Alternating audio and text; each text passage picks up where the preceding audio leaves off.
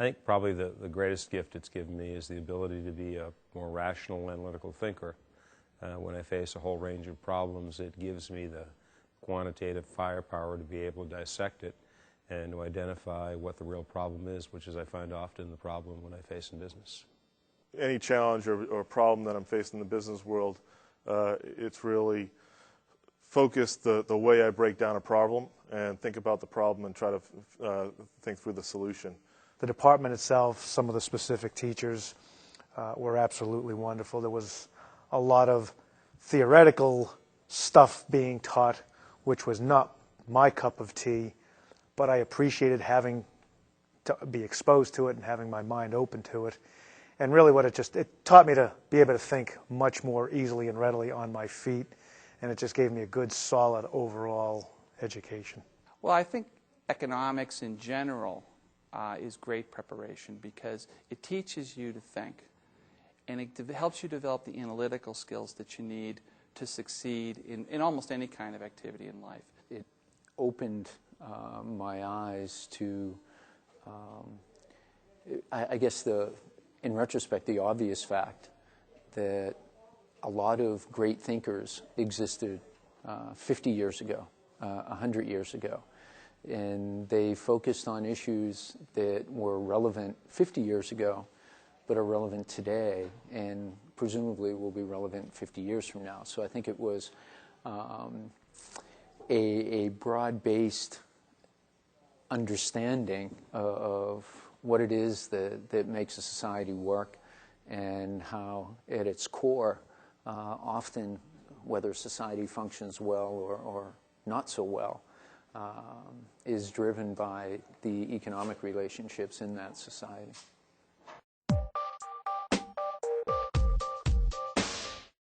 It gave me the ability to pursue and deepen my knowledge of mathematics, and taught me how to use mathematics to solve problems that I could see in the real world. Don't just stick with the core curriculum. Take some of the courses that are maybe a little bit more challenging, but also probably a little bit more rewarding. The second is use the 5-college system to take a couple of courses outside of UMass and get a little bit of exposure there.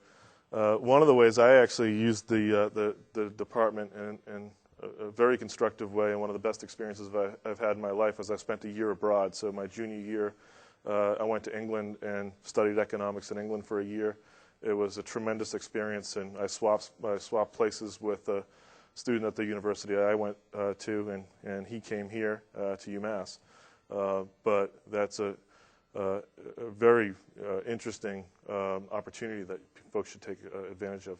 The nice part is there is great flexibility in this major. You do need to take your core number of economics courses, but because it is a liberal arts or in the social and behavioral sciences college, you have the chance to take courses in any other discipline. You could take an engineering course, you can take a business course, you can take history, you can take psychology, law, and to me, by being able to take those different courses, you become a better person, a smarter person, a deeper person, and it also opens up greater avenues for you within this major. And because we have seen so many go on to so many different careers, that's where I think the economics degree becomes more valuable. They should take as many of the different disciplines within economics as they can, in addition to the core courses. It don't necessarily limit them to the number of courses they have to take as a major, maybe take more.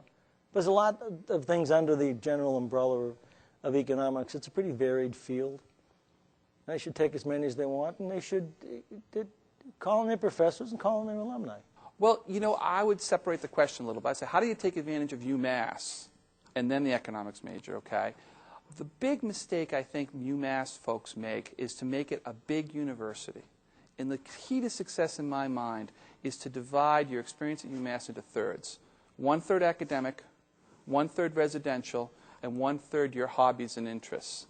If you have that tripod of interest, you become I think, a happier student because you've got a variety of things you're trying to do. And second of all, you're also doing a better job of becoming an interesting person for the employer. everyone's taking college courses, so what else is behind that makes you interesting? What activities you're interested in? Are you interested in certain social programs, or you're athletic, or you're musical? Those are the kinds of things people want to hear in an interview. Fundamentally, when you're out in the workforce, after the first 10 or 15 minutes, it's less about your capabilities in the job and more about, are you an interesting person to work with? It was Money and Banking 301, taught by Professor Vickers, who retired about a half a dozen years ago. He was just, to me, the most dynamic, probably at that time and still the most dynamic teacher that I had. I liked them all. I would say probably the macroeconomics courses as a group. I like that. Labor economics I enjoyed. I had a wonderful labor ec course. But probably the macroeconomics, I went as far as the intermediate. It was actually Marxian economics.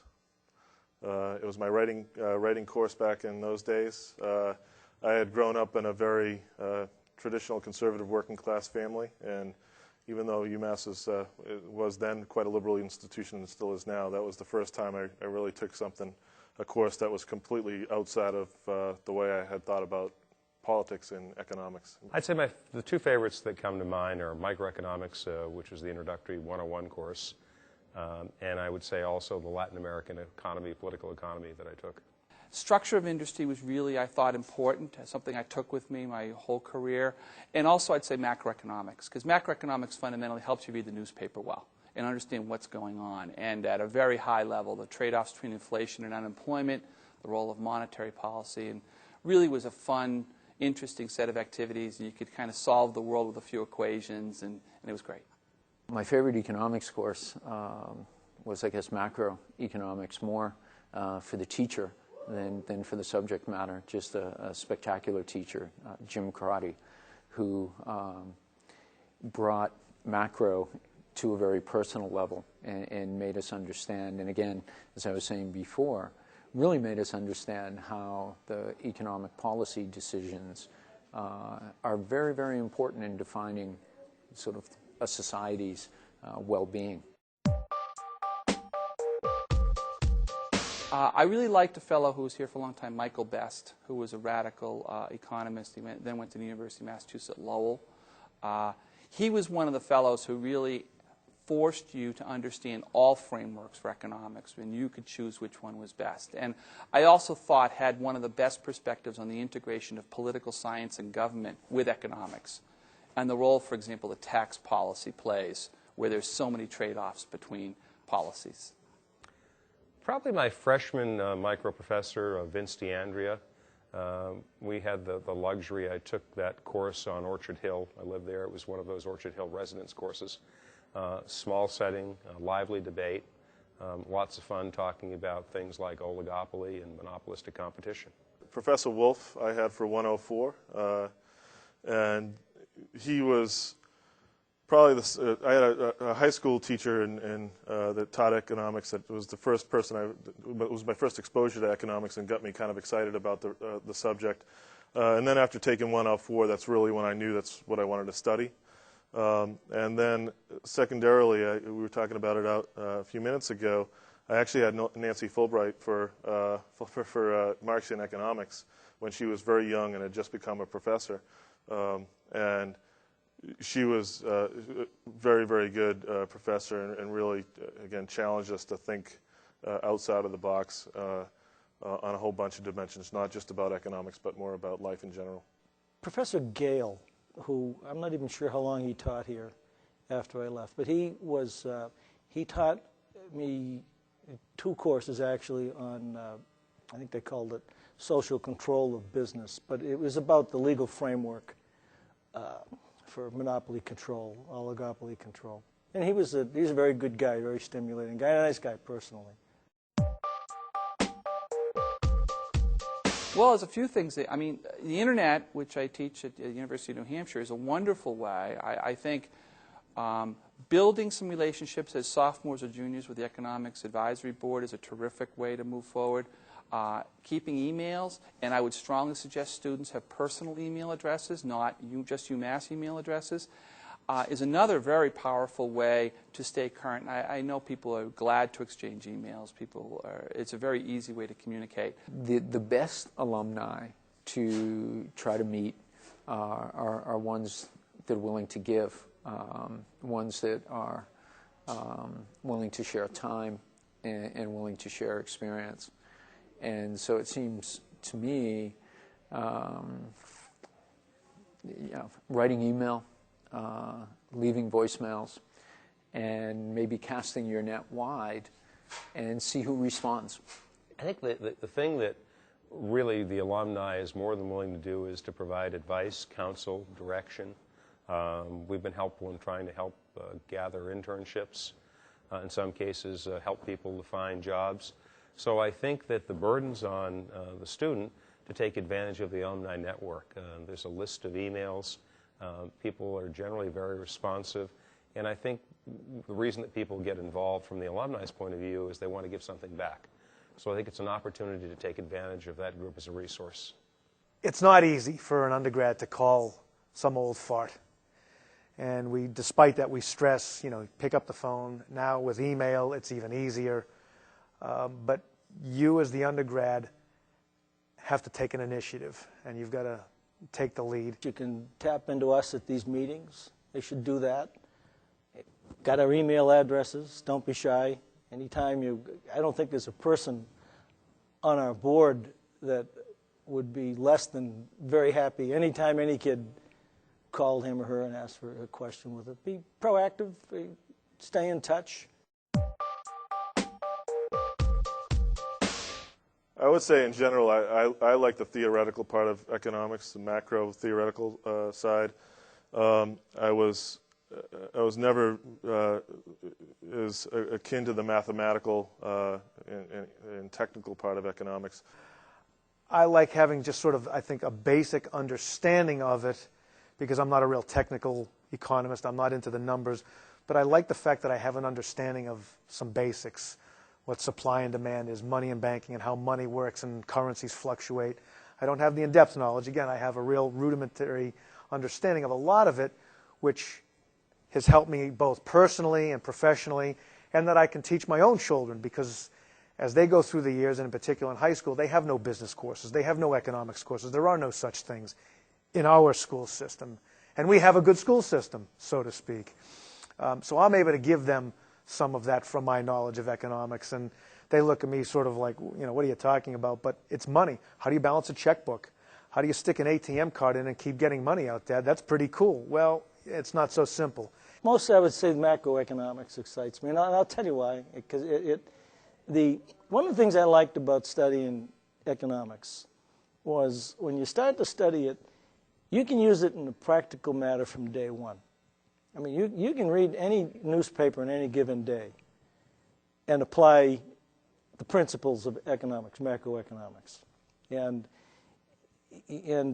what excited me about it was kind of almost the first course I took where on a day-to-day basis you had a new reflection on what a politician might say about something, or positions people have on foreign policy, foreign trade. All of that has economic underpinnings to it. That's mostly the fundamental macroeconomic structure to do that, and it's descending from that international economics and money and banking economics, whatever. But I would have to say macroeconomics is probably the simple answer to your question. I would say more the micro than anything. The notion of branded competition. I've spent most of my life in managing consumer products, marketing, sales, general management, and the idea of oligopolies or monopolies or price elasticity, the variables that we all face in making better decisions. It's interesting, the classic economic questions of what's made, who gets it, and how is it made are questions that small firms, medium-sized firms, large firms face all the time. And those are things that in terms of microeconomics are disciplines that I think really provide a skill set and a series of tools and ways to be able to gain advantage from that.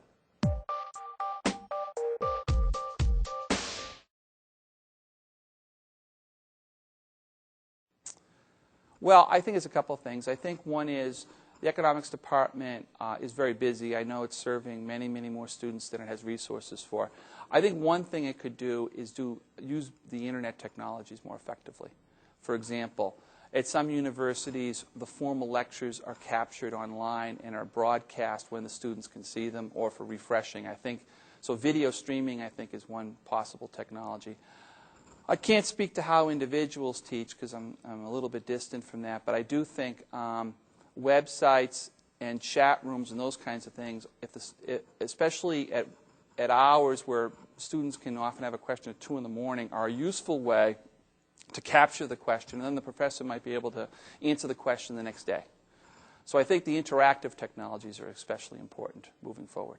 I guess I'd like to see the faculty constructed in a way that was very diverse, so that if you were so inclined to study a lot of math or micro or macro or more economic history or the history of economic thought, sort of that wide array, if that menu would be available. I think it would be a shame if the faculty were forced to sort of carve pieces away from the curriculum because of a limited headcount. So I guess I'd be against picking one or two and saying, be really good. I'd rather say pick 5 or 6 areas and be really good. I think one of the things that I find exciting is that I think economics, at least in the 70s and 80s, was in danger of becoming nothing more than an obscure branch of higher order mathematics. I'm real excited about what I see from people like Steve Levitt, who has a bestseller called Freakonomics, or The Undercover Economist, or Practical Applications, places where students, everyday people, can take advantage of rational thinking skills to really bring a lot more of their personal but also social justice to the world. What attracted me about economics was the notion of being able to be a catalyst for both my personal gain and also for social justice around the world. And I think that as I'm seeing more of the practical applications, it doesn't dispel the need for smart mathematical thinking or analytical thinking, but I think it brings a lot more resonance to how powerful economic thinking can be in rational decision-making. That's something we talk about at the alumni meetings quite a bit. I think the one suggestion that we keep making is to prepare students better for the job market. I think the university does an excellent job of preparing students in the discipline of economics, but assuming that most of the students ultimately want to get a job outside of academia, I think the program could focus a little bit more on some of those skills, particularly around writing skills and presentation skills, as well as flirting into the business side on the SOM side, in some way making some of those courses more available to the economic students, in particular accounting. Most entry-level jobs in finance or analysis, even economic analysis, you need to have some underpinning of accounting, which can be a challenge to get for the average economic student. A couple of years ago, they had a problem with too many majors, and they've taken steps to limit that. And I think they should do that. I'd like to see them not necessarily raise the standards, if you will, but I'd like to see it evolve into maybe a more structured discipline. There's no reason why people should aspire to the business school and feel taking economics is some kind of a step down from that. I think that they should continue, or the few steps they've taken, maybe take some more, so that they have, instead of saying, well, we have 800 majors, that's good. Well, 500 majors might be better.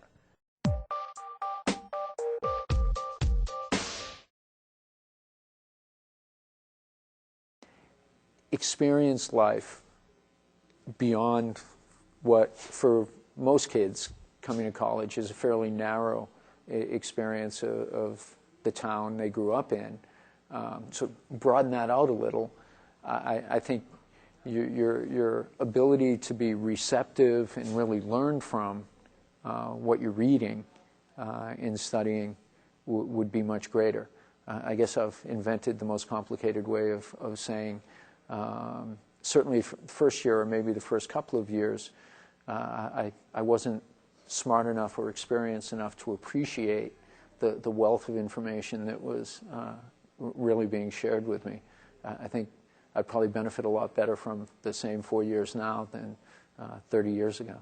I think the one thing I do differently is that being first generation, coming to UMass and having to put myself through school, I kind of wish that maybe I had used debt, meaning that I would have taken loans and not worked 2 or 3 or 4 jobs every semester. I would have probably, while I was fine with grades, I think I might have been more of a scholar. I might have probed some of my areas of intellectual curiosity and plumbed them a little bit more, taking more courses. I think that I might have limited myself by trying to put myself through school and basically leave school with no debt.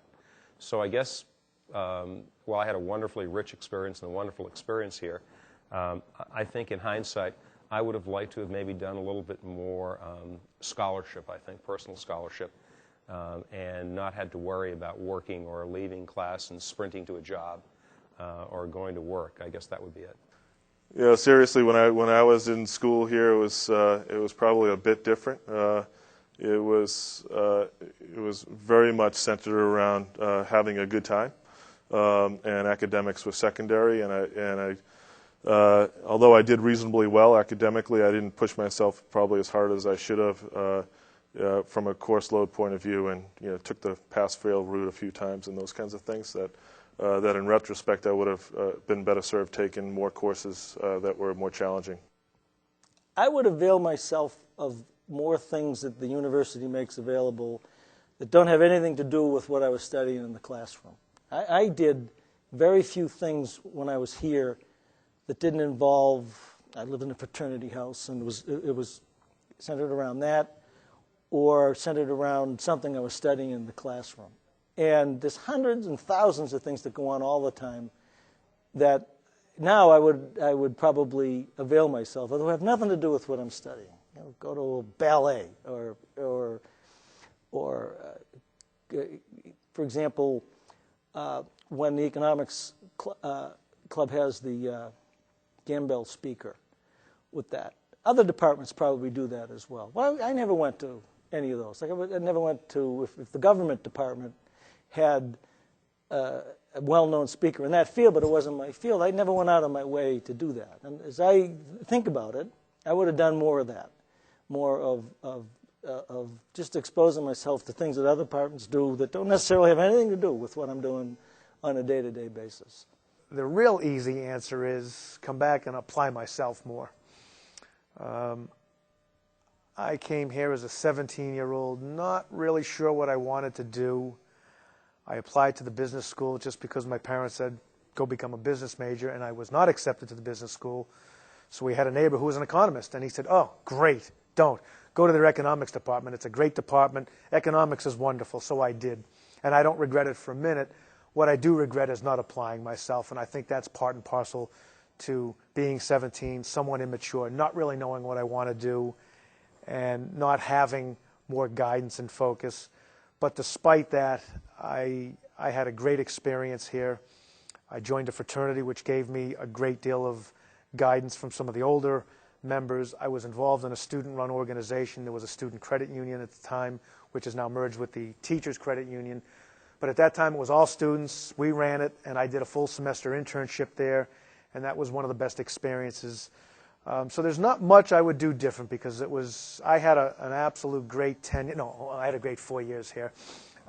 It was just phenomenal. But I just wished I was a little wiser and more mature on how to take better advantage of the educational opportunities as well as some of the other opportunities that were here for me that I didn't take advantage of.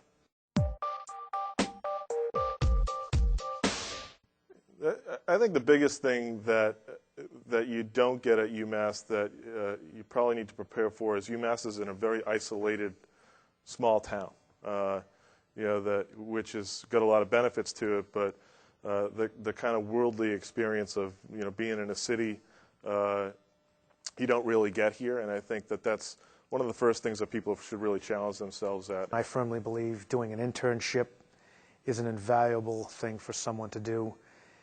Clearly, you want it to be in what you think is going to be a related field, but either way, whether you do it and whether it works or doesn't work, it's a great tool to learn from to help guide you in your future life, what you may want to do.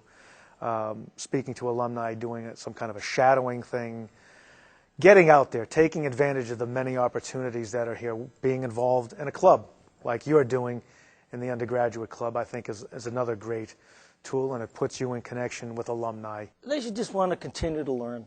More than anything else, recognize that most of what you learn in school, the further you're out of school, the specific content of what you learned isn't that terribly important as much as the willingness to be kind of a lifelong learner. That's the one lesson I would tell people to take with them. I suggest a couple of things. One is explore your major and make sure economics alone is what you're interested in. You might, in fact, benefit from taking a degree as well with political science, or potentially if you're quantitatively oriented, math or statistics. Second thing I would say is you want to make sure that you get some relevant work experience along the way. And I would say by the time you're a sophomore, think about the opportunity to have an internship, particularly in a place like New York or Washington for 3 months.